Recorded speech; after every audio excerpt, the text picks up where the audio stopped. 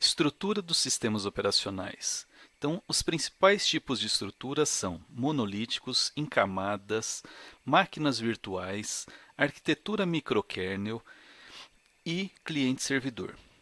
No caso da estrutura de sistemas operacionais monolítico, então todos os módulos do sistema são compilados individualmente e depois ligados uns aos outros em um único arquivo objeto. O sistema operacional é um conjunto de processos que podem interagir entre si a qualquer momento, sempre que for necessário.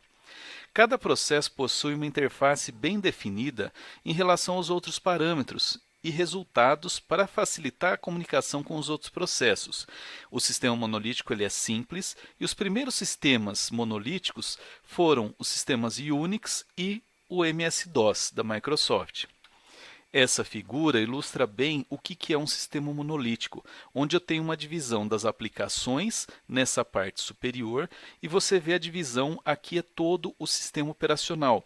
Então, o sistema operacional, cada módulo pode interagir entre si, né? Então, tem essa permissão de poder trabalhar os diversos componentes, cada um poder trabalhar aquilo que precisa.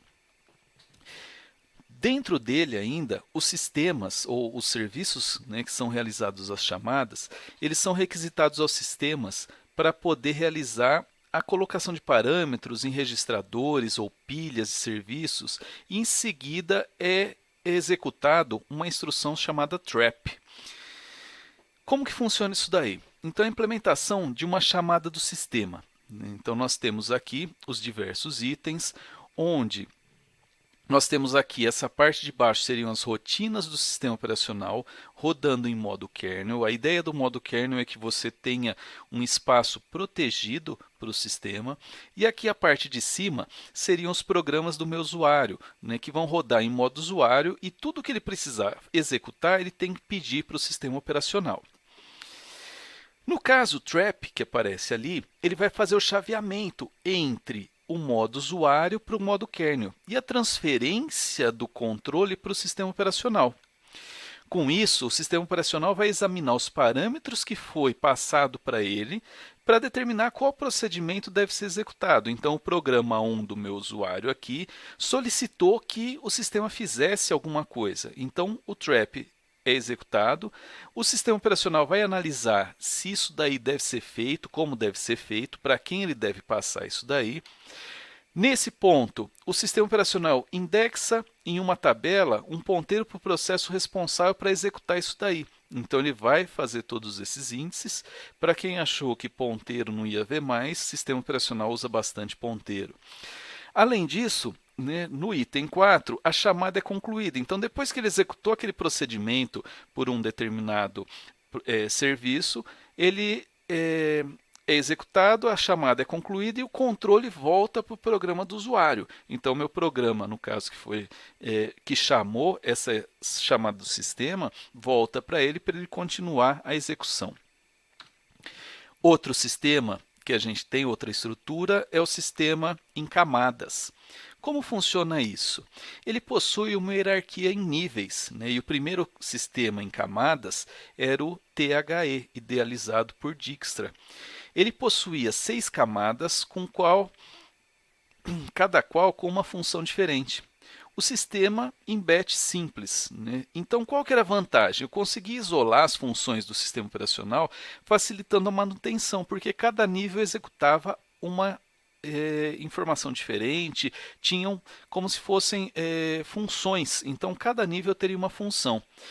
A desvantagem disso é que cada nova camada implica na mudança de todo o modo de acessar.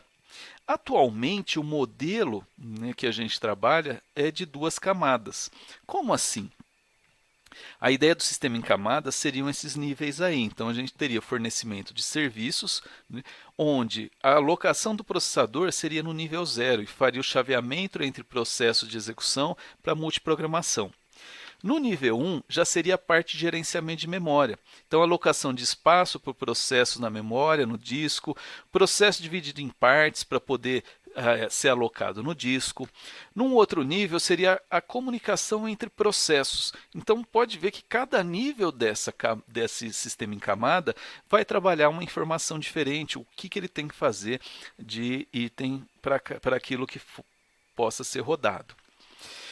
No nível 3, o gerenciamento dos dispositivos de entrada e saída. Então, armazenamento de informações, para qual dispositivo, vem de qual dispositivo. No nível 4, nós estamos falando de programas dos usuários, então um alto nível de abstração. E no nível 5 seria um processo do operador do sistema. Então era assim que eram divididos os sistemas em camadas.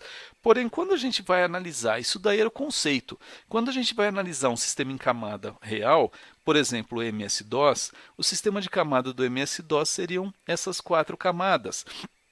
Onde nessa primeira camada aqui em cima eu tenho os programas do meu usuário.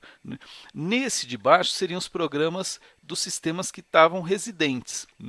No DOS, um pouco diferente de hoje em dia, você tinha que ter os dispositivos, os drivers, para poder fazer com que o sistema funcionasse. E além disso, o seu sistema ainda tinha uma BIOS, onde tinham os drivers para poder interagir. Notem que aqui as camadas, apesar de serem essas camadas aqui, as camadas podem fazer, a aplicação do programa pode fazer acesso direto a essa última camada, essa de cá, sem ter que passar camada a camada. Então você tem essas diferenciações. No caso de um sistema Unix, que a gente comentou lá que seriam de camadas, a gente tem lá um sistema Unix onde eu tenho o usuário aqui em cima, os comandos, os compiladores, as bibliotecas estão aqui. E nessa parte aqui para baixo, nós estamos falando da interface das chamadas, aquelas chamadas para o sistema, do que o nosso programa, ou o shell, o compilador, coisas assim, precisam executar no hardware. Então ele vai ver lá o sistema de entrada e saída, a parte do dispositivo de driver, escalonamento da CPU. E isso daqui ainda vai ter uma interface com quem? Com a parte do hardware. Então ele que vai mandar para os dispositivos, por exemplo, o disco, como gravar, aonde vai escolher na memória física, os terminais, o que eu tenho que escrever naquele terminal ou não. Então, tudo isso daí é controlado pelo sistema operacional, como eu disse lá atrás, para a gente poder melhorar, facilitar para o nosso usuário. Um outro sistema também em camadas, é o sistema OS2.